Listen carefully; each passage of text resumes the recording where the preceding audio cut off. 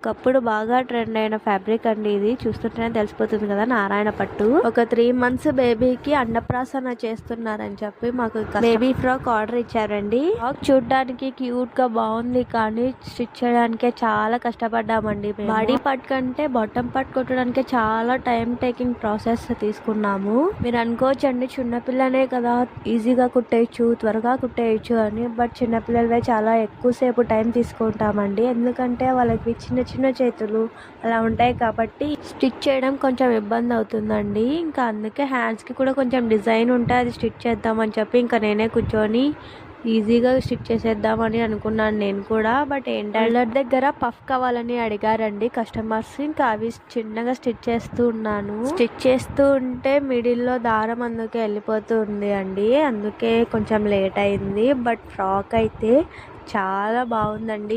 Bottom frills చాలా సేపు time తీసుకున్నాయి. ఎలాగైతే నేను ఒక క్యూట్ బేబీ ఫ్రాక్ అయితే డిజైన్ చేశాను. మీకు కూడా ఇలాంటివి ఏవైనా కావాలంటే subscribe our Krishnasri designers. Thank you అండి.